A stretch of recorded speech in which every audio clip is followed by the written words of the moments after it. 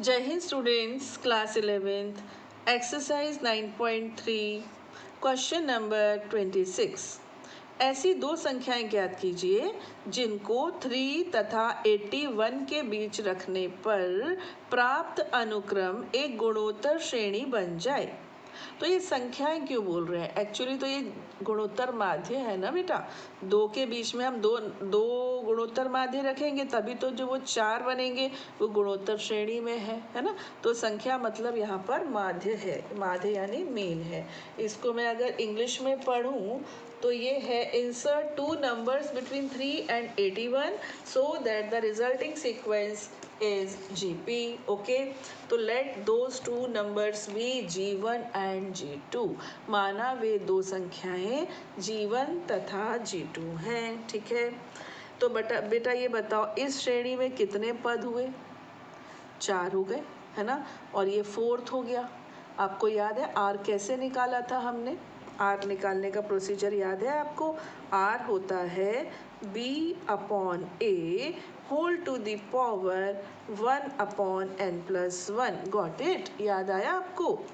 तो ये बेटा फॉर्मूला है तो याद रखना पड़ेगा, है ना। कैसे आया ये फॉर्मूला मैंने आपको सब एक्सप्लेन किया है तो आपको पता होगा ये कैसे आया।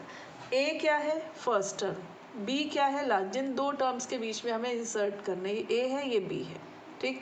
और एन क्या है? कितने टर्म्स डालने हैं? 2 डालने हैं तो n2 है यहाँ पर। तो चलिए आर कैलकुलेट करते हैं। बी 81 है ना, अपॉन ए कितना? 3 होल टू दी पावर 1/2+1। ठीक है ना, 2 ही तो डालने हैं, 2+1। ओके, अब बच्चों ये क्या हो गया? 27 और होल टू दी पावर 1/3। बहुत कम स्पेस छोड़ा मैंने, मुझे लग रहा था हो जाएगा। एनीवेज चलिए, अब 27 को क्या लिख सकते हो आप? 3 लिख सकते हो ना 27। और इसके ऊपर पावर कितनी है? 1/3। तो ये 3 से 3 कैंसिल, तो आपका r तो एटलीस्ट आ गया। कितना आ गया? 3। अब G1 क्या होगा? AR। a को r से मल्टीप्लाई करोगे तो G1 आ जाएगा। a भी 3, r भी 3, तो G1 हो गया 9। ठीक है, अब आ जाइए G2 पर। G2 कैसे आएगा? AR को जब आप R से मल्टीप्लाई करोगे यानी AR², तो 9 × 3, ये AR है ना, 9 × 3 से कितना आ गया? 27। तो एक नंबर है 3 और दूसरा नंबर है 27। आपका आंसर है 9 and 27, 9 तथा 27। ठीक है, चलिए क्वेश्चन नंबर 27। n का मान ज्ञात कीजिए ताकि ये a की power n+1 plus b to the power n+1 upon a to the power n plus b to the power n a तथा b के बीच गुणोत्तर माध्य हो। ये अब बोल दिया कि a और b का गुणोत्तर माध्य। आपको याद है ये क्वेश्चन हमने AP में भी किया था, उस समय आपसे कहा था कि ये GP में भी मिलेगा, है ना। तो ये क्वेश्चन है बेटा, find the value of n so that this much may be the geometric mean between a and b। Okay, तो अब बताओ मुझे a और b के बीच का ज्योमेट्रिक मीन वैसे होता क्या है? फॉर्मूला क्या होता है? ज्योमेट्रिक मीन होगा √AB। Got it? और रूट का मतलब क्या होता है? रूट का मतलब होता है पावर 1/2। याद है ना, ये तो पता होगा आपको, है ना। अंडर रूट का मतलब होता है, स्क्वायर रूट का मतलब होता है 1/2 पावर में। अगर क्यूब रूट होता तो 1/3, फोर्थ रूट होता तो 1/4, nth रूट होता तो 1/n। ये भी एक तरीका है लिखने का। तो ये GM है। अब अगर ये हम निकालते तो ऐसे निकालते, इन्होंने जाने क्या करके रखा हुआ है। मतलब इनका वाला और हमारा वाला है तो सेम, इनको इक्वेट कर दो। ठीक है, इनको इक्वल रख दो तो ये क्या हो जाएगा? ये होगा आपका a to the power n+1 plus b to the power n+1 upon a to the power n plus b to the power n। ये सब तामझाम जो कुछ भी है वो ये होना चाहिए। ठीक है, अब हमारा क्वेश्चन सिमट के ये रह गया कि n की क्या वैल्यू रख दे कि हमको ये मिल जाए। ठीक है, cross multiplication, a to the power n+1 plus b to the power n+1 तो एज इट इज़ रहेगा। a to the power n को जब हमने इसमें मल्टीप्लाई किया तो बच्चों ध्यान देना, a की पावर n है और यहाँ ए टू दी पावर कितना है 1/2 है ना। आपको पता है गुणा में घातें जुड़ती हैं, ठीक है ना, गुणा में घातें जुड़ती हैं। अब यहाँ पर क्या होने वाला है A to the power n plus 1 sorry just a minute, A to the power n plus B to the power n को आप मल्टीप्लाई करने वाले हो इससे, ये बात है ना। अब जब आप इसको इससे मल्टीप्लाई करोगे तो ये हो जाएगा ए to the power n into A to the power 1/2 B to the power 1/2। यहाँ पर करोगे हाँ प्लस, यहाँ पर करोगे तो b to the power n into A to the power 1/2 B to the power 1/2। अब इन दोनों को मल्टीप्लाई कर रहे हो तो पावर्स ऐड हो जाएंगी, है ना। ये क्या बन जाएगा n प्लस 1/2, ठीक। यहाँ से क्या होगा बेटा, a तो 1/2 रहेगा लेकिन b टू दी पावर हो जाएगा n प्लस 1/2, ठीक है। तो अब मैं इस चीज़ को यहाँ पर डायरेक्ट लिख रही हूँ, a to the power n plus 1/2 b to the power 1/2 plus b a to the power 1/2 and b to the power n plus 1/2। Any issue नहीं होना चाहिए, ठीक है। अब क्या करो, इसको इधर और इसको इधर ट्रांसफ़र कर दो, तो ये होगा A to the power n plus 1, इसको बेटा इधर ले आओ, minus A to the power n plus 1/2 into B to the power 1/2। अब इसको यहीं रहने दो, 1/2 B to the power n plus 1/2, इसको इधर ले जाओ, minus B to the power n plus 1, ठीक है। अब मुझे एक चीज़ और बतानी है आपको, एक तरफ है A to the power n plus 1 और यहाँ पर क्या है n plus 1/2 into B to the power 1/2, ये है ना। अब मुझे कॉमन लेना है। अब प्रॉब्लम ये है कि कॉमन क्या आएगा, ठीक। कैसे करें, n प्लस 1 को ब्रेक कर दो, 1/2 प्लस 1/2 चलेगा।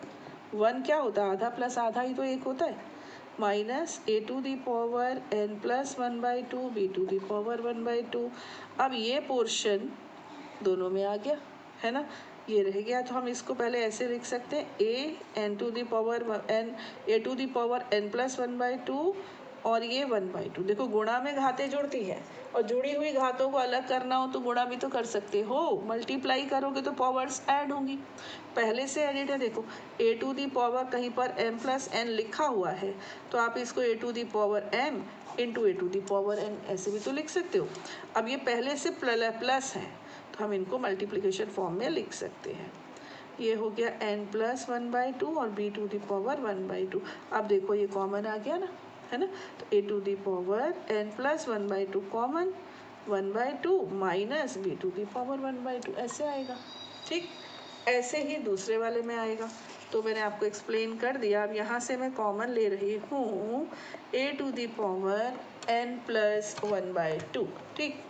कॉमन क्या आएगा यहाँ से, बचेगा क्या, a to the power 1/2 minus B to the power 1/2, है ना। अब यहाँ पर इन दोनों में भी वही बात आ गई ना, तो कॉमन तो ये छोटा वाला आएगा, यहाँ रह गया ए टू दी पावर 1/2, यहाँ रह गया B to the power 1/2।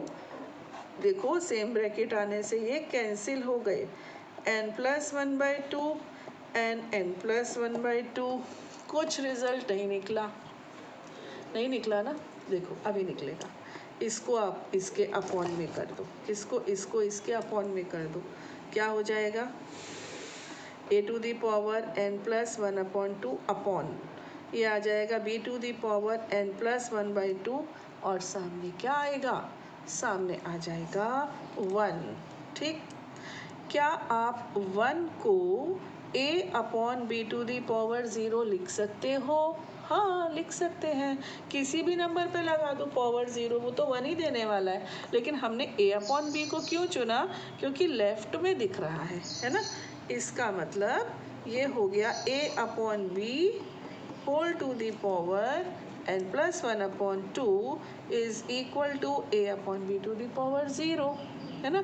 Now compare कर दीजिए, n plus 1/2 is equal to 0, n is minus 1/2। Okay, check करूं, चलिए चेक करते हैं, ठीक है। ये चेक चल रहा है, ये रफ वर्क है, ये सिर्फ आपको चेक करके दिखा रहे हैं। ये क्या है, a to the power n plus one, तो n की जगह पे लिख दिया -1/2 plus one, plus b to the power -1/2 plus one, यहाँ पर a to the power -1/2 and b to the power -1/2। Okay, अब ऊपर देखो -1/2 प्लस वन तो 1/2, -1/2 प्लस वन तो 1/2, इसको आप 1 लिख लो ना बेटा, तभी तो वो पॉजिटिव बनेगा। अभी निगेटिव है, निगेटिव पावर जब डिनोमिनेटर में जाती है तो पॉजिटिव हो जाती है, यानी रेसिप्रोकल लेने से, तो ऋणात्मक घात का व्युत्क्रम लेने से वो धनात्मक हो जाती है ना। तो माइनस है, अपॉन में आके वो प्लस हो गई। अब ये है √a प्लस ये क्या है √b, ये क्या है 1/√a प्लस ये क्या है 1/√b, ठीक है ना।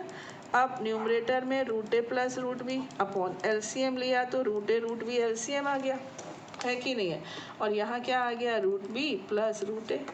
अब आप क्या करो, √a plus √b upon √b plus √a, ये कहाँ जाएगा ऊपर, √a इंटू √b कैंसिल, तो लीजिए आपका √a भी आपको वापस, है ना। मतलब n इज इक्वल टू -1/2 रखने से ये जो है बिखरा बिखरा ये हमारा ये बन जाता है, ये बन गया हमारा √a√b, है ना, या √a भी। तो बस हो गया, क्वेश्चन नंबर 27 तक मैंने कर दिया। और थोड़ा सा क्या समझने का क्वेश्चन है, इसलिए मैं और क्वेश्चंस नहीं ले रही हूँ। तो मिलेंगे अपने नेक्स्ट वीडियो में, ठीक फिर से, ठीक है। टिल देन जय हिंद।